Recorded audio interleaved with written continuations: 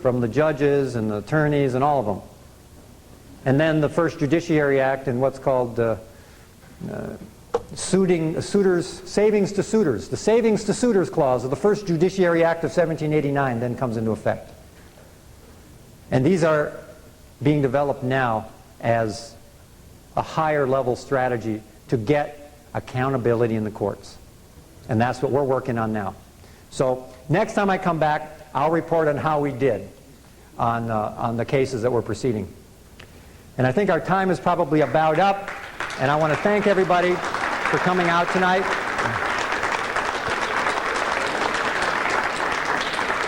Thank you.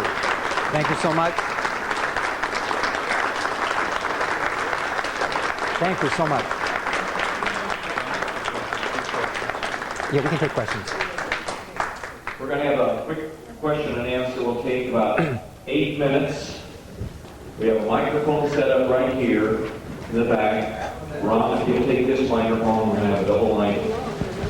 Anybody that has any Will you go back and handle my book table? All the books are 30, the new service is 5. A question for Johnny. Not editorials. I don't want to hear your life history and what you've done. Questions for Johnny only.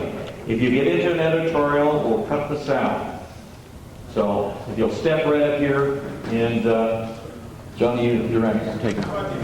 No, run over here, please. Okay, I guess we're going to go find the microphone here. After the question period, I'm going to be behind here for some time, and I'll have books back there and other things, and we can talk later. So let's go with the first question. I wonder if you could address the difference between being a resident and a citizen. Sometimes when I explain things to people, they never seem to understand that. It's kind of something you didn't touch on. The legal definition of a resident versus a citizen. Okay, it might help clarify that a resident is a corporate citizen with a little c. What you are as a sovereign citizen with a big C is you are domiciled in a state, or you are an inhabitant, a free inhabitant of that state. That's how you refer to yourself and make the distinction clear. A resident is a corporate citizen, by definition. How do you know if, like I bought my own property and built my house on it, how do I know if it's, what do you call it, allodial in my name, or it's owned by the state? You can assume that it is owned and controlled by the state if you have a deed and haven't updated the land patent. Grant deed. You have a grant deed? Yeah, it's the same thing. It's still a deed. It's one of the many different types of deeds. What you need to do is update the land patent from the BLM, which used to be the Land Patent Office. You get an original copy, and then you rewrite the legal description, and then you file it back with the county recorder. And that's how you update the land patent. You give them notice to anybody with an equity interest in the property. They have 60 days to challenge you in court. If they don't, it is automatically updated. How do you give them notice? You give them notice by either publishing it in a legal publication for a period of time, or you actually send them a notice in the mail. During the Civil War, it was very confusing. What the prince, one of the Prince of England, who was the son of the King of England, was with the Southern Army, the Confederate Army, the Rebel Army. And it seems like the monarchy of England was for the South, but then they were supposed to be controlled by the banks of Europe. I think there's some exceptions to that. From my studies, the Bank of England was the primary sovereign behind the North, and the Bank of France behind the South. Now, there might have been some personal family differences going on. Yeah, they helped us in the Revolution, too. Right. Yeah, so. If you've gotten a passport 8 or 10 years ago, and you made the mistake of filling out with a social security number or making other mistakes, if you go down and get a new passport, can that be corrected from any errors you may have made in the past? Or is that a record there that stays forever? There is no record that stays forever. Anything that is done under mistake or error or under fraud or under misrepresentation or not full disclosure, you can revoke. And so if you've made a mistake in the past and entered into contracts that you really didn't understand the implications, you can revoke them. And you can revoke your signature, for example, on a traffic citation. If they force you to sign it under threat of arrest, you can either revoke it right there on the spot by putting without prejudice UCC 1-207 in the box, or the next day you can file an affidavit with the county recorder revoking your signature. I'd like to know what suggestions you have as to what's important, most important, in your opinion, for us to do at this time, personally on a small level and then a bigger level also. Thank you. Love your neighbors as yourself. The golden rule applies.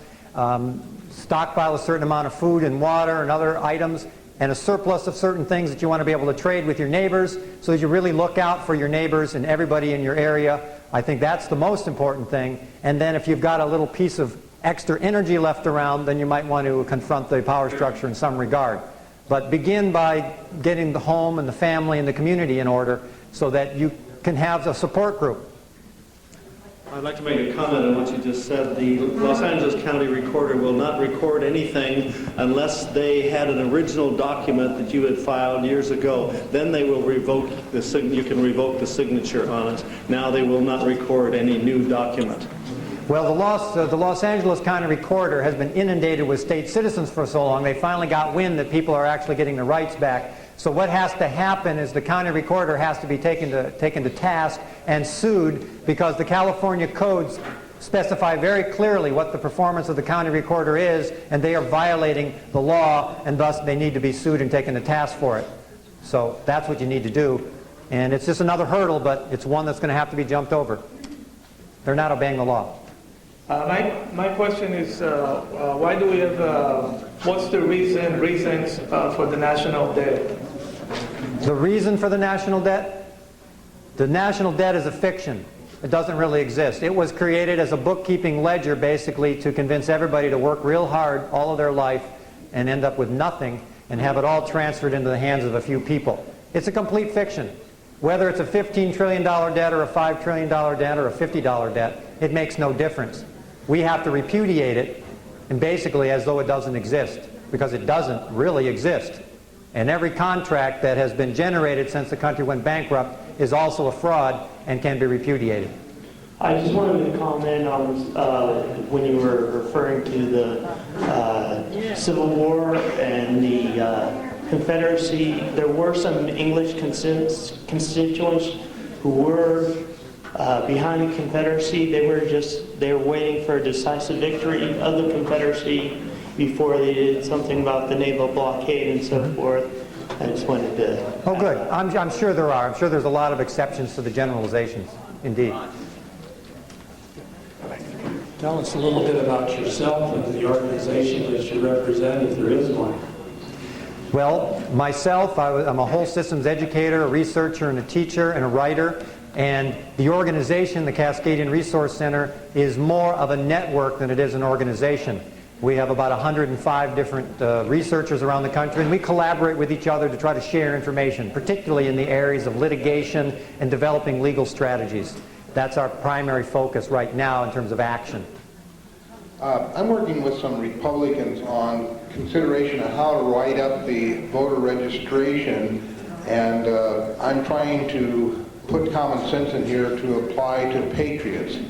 Obviously, let's put it this way, the state citizens have an angle of which I think should have consideration here. Is there a way that the state citizen movement, those involved in state citizen, can vote under a given circumstance? Could the registration be written in a way in which the state citizen could feel comfortable without compromising their position? I suppose it's possible to do so. The voting, as we know have it in the forms, are only for United States citizens. Now, either the county elections department needs to be ordered to create the appropriate forms for the state citizens, number one, or the U.S. citizen forms, which unfortunately are a hidden contract too.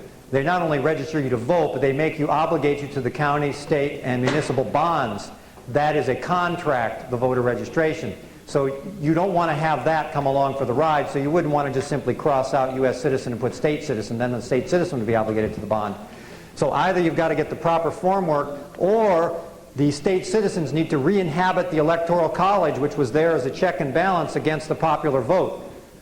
That's where state citizens actually were. The sovereign people were the Electoral Colleges at one point, and they had veto power over the popular vote. Now, I need actual black and white proposal for the for wording on a registration for voting that those who are out of the system for various means would feel comfortable in signing. So I'm open for suggestions because I'm making suggestions myself. I'm doing thinking. So if anybody has anything to offer in that area, it would be appreciated. Thank you so much.